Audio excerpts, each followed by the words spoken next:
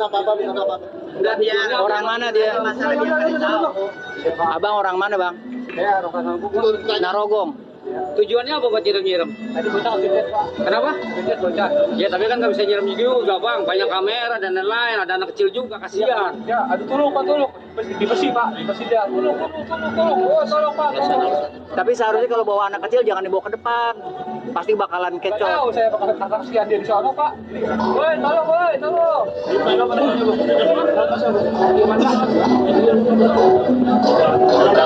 Kau datang sini siapa? Ini mana? Banyak orang yang bertanya, apakah saya akan melakukan tuntutan, melaporkan orang yang telah melakukan penghinaan saya di depan umum, dikatakan penjahat, pengkhianat, pada aksi unjuk rasa meminta tambang ilegal yang ditutup dibuka lagi. Saya sebagai pribadi sudah terbiasa terhadap berbagai caci maki, hinaan, ancaman, bahkan upaya-upaya pembunuhan pernah akan dilakukan pada diri saya. Tetapi yang akan saya tuntut adalah sebagai representasi dari masyarakat Jawa Barat yang hari ini ingin mengajarkan pada masyarakat Jawa Barat tentang visi, kecerdasan. Justru saya meminta saudara untuk menyadari bahwa tindakan saudara melakukan Pelaku penyiraman KDM ternyata sosok spiritual. Sebelumnya KDM viral di media sosial usai disiram oleh orang yang tak dikenal. Setelah ditelusuri lebih lanjut oleh petugas, rupanya pelaku kerap berhubungan dengan dunia mistik. Seperti bawa jimat yang dibungkus kain putih. Enggak, dia orang mana dia? Masalah dia nggak tahu. Abang orang mana, Bang? Saya Narogong. Narogong.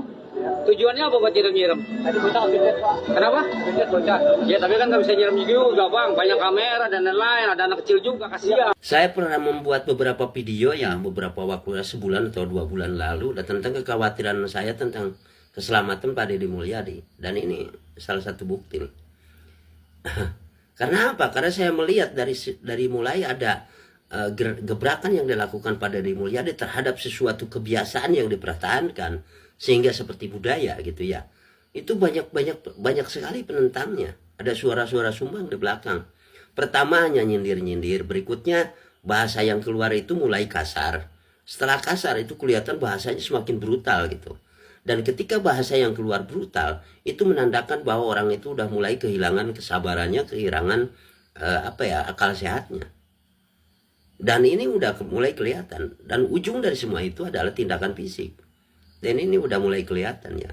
Sehingga menurut saya Pak Deddy Mulyadi harus dapat pengawalan ya dari aparatur. Selain itu dari orang-orang ya, para pendukung juga harus mendapat pengawalan dalam arti ketika akan berkunjung ke suatu daerah, kita harus mewaspadai orang-orang yang kira-kira punya potensi untuk melakukan kekerasan gitu ya. Dan juga saya berpesan pada teman-teman yang konsisten mendukung Pak Deddy Mulyadi dan vokal mendukung Pak Deddy Mulyadi harus berhati-hati pula, sebab bisa juga jadi sasaran kemarahan mereka kalau nggak mampu ke Pak Deddy ya paling ke pendukungnya begitu ya.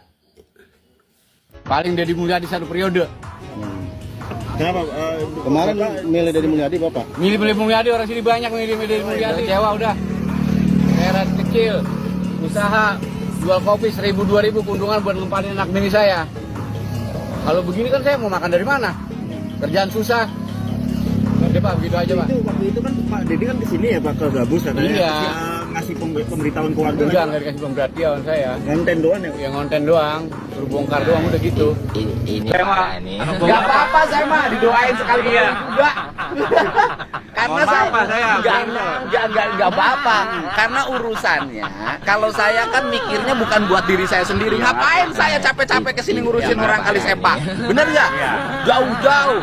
Mending tinggal di rumah tidur, ngurusin anak, gaji udah gede. Mau ngapain? Saya dikasih peringatan baru 1 hari, pas besok dibongkar. Kalau lama-lama keburu rame. Oh, sama saya masih bongkar atasnya dulu Pak, yang bisa kepake. Iya, jadi kita melakukan ini karena Bapak tahu nggak? Bapak ini kan ini keturunan bupati kan, Iya. kakeknya kan. Iya. Bayangin Bekasi jadi gini coba. Sebagai cucunya bupati, Bapak sedih nggak lihat Bekasi? Sedih. Tanahnya berantakan, Betul. tata ruangnya awut-awutan, Betul. sawahnya berubah fungsi, ya kan? Iya. Gaji pabriknya gede, orang Bekasi ini yang kerjanya dikit. Susah kerjanya. Sampai segitunya bela KDM sambil ketawa ada itu ngakak. Gua mau nanya balik sama lu ya. Sampai segitunya lu kagak suka sama KDM? Hah? Ngapa? HP gua, akun gua, kuota gua, ngapa? Mau gua segitunya, mau gua segininya ngebela KDM, urusan gua. Apa? Hah? Ngapa gua tanya sama lu? Itu laki lu yang bikin video. Begitu. Laki lu, bapak lu, apa siapa lu? Hah? Ampun dah. Susah emang. Kalau ngomong sama emak-emak dress code modelan kayak lu, ya.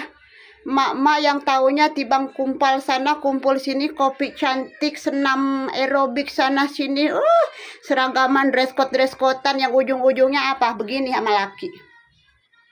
Pak duit buat bayar baju senam. Pak duit buat ngopi-ngopi cantik. Alah. Jadinya lu kagak tahu mana pemimpin yang benar, mana pemimpin yang kerja nyata untuk rakyat.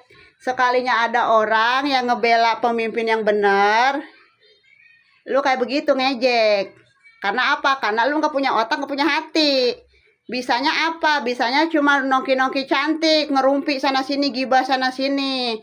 Hasil apa? Hasil dari duit laki kerja, bergaya. Itu modelan lu, ya.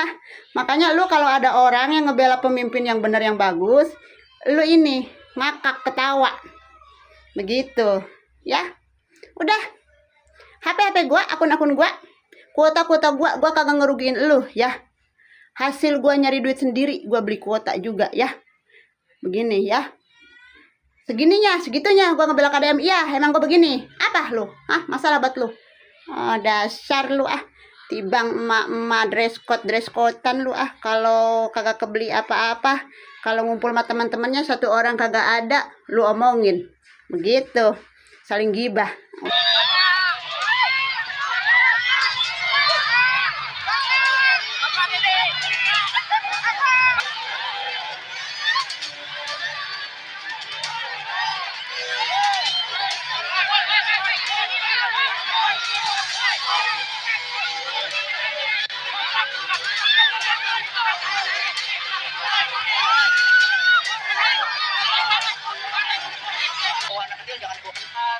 Pasti bakalan kita tahu saya bakal tertaksi hadir di sono, Pak.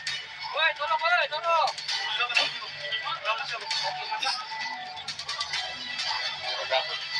berapa?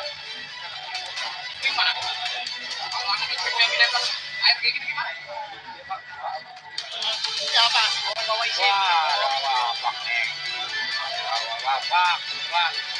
Bikin malu warga Bekasi saja lu. Gara-gara satu orang eluh, nama Kabupaten Bekasi tercoreng. Meskipun lu beralasan tujuan menyiram Bapak KDM itu karena melihat anak kecil yang terjepit, tapi tidak masuk akal. Apalagi di PT yang lainnya gua melihat selain lu menyiramkan air ke arah KDM, lu juga melemparkan botolnya. Pasti ada motif kan lu? Ngaku saja. Apalagi lu bawa-bawa jimat. Mual mempan ke Bapak Aing mah. Ini coba sebagai bahan evaluasi untuk para pengawal Bapak KDM supaya ke depan lebih diperketat penjagaannya. Sekarang baru air biasa. Gimana amit-amitnya ke depan? Pakai air keras. Misteri sosok pria berjimat tiba-tiba melakukan aksi tak wajar kepada Gubernur Jawa Barat Deddy Mulyadi saat mengunjungi wilayah Bekasi, Jawa Barat. Kunjungan dilakukan Kang Deddy Mulyadi alias KDM dalam acara Abdi Nagri Nganjangka warga desa Wanasari, Cibitung, Kabupaten Bekasi. Pada momen tersebut ada kejadian yang memicu perhatian lebih. Dalam kunjungan sang gubernur, tiba-tiba ada seorang pria misterius menyiram Deddy Mulyadi sebanyak 3 kali. Sang pelaku saat diamankan mengaku menyiram Deddy Mulyadi bukan karena disuruh orang lain, tapi ada sesuatu hal kejepit yang membuatnya beraksi. Apa itu? Ya, sebelum sampai ke panggung, rombongan KDM sempat berhenti. Tampak dari sisi kanan kerumunan warga ada tangan berbalut sweater warna gelap menyiramkan air menggunakan botol air mineral. Ia menyiram sebanyak 3 kali ke arah rombongan Deddy Mulyadi. Saat airnya sudah habis, bahkan dia menyemprotkan botol air mineral ukuran besar itu ke arah yang sama. Ia mengaku menyiram air karena anaknya tergencet alias terjepit. Namun saat digeledah oleh polisi, ternyata menemukan sebuah jimat dari tas milik pelaku. Ia mengaku jimat itu bukan untuk kebal, melainkan usaha.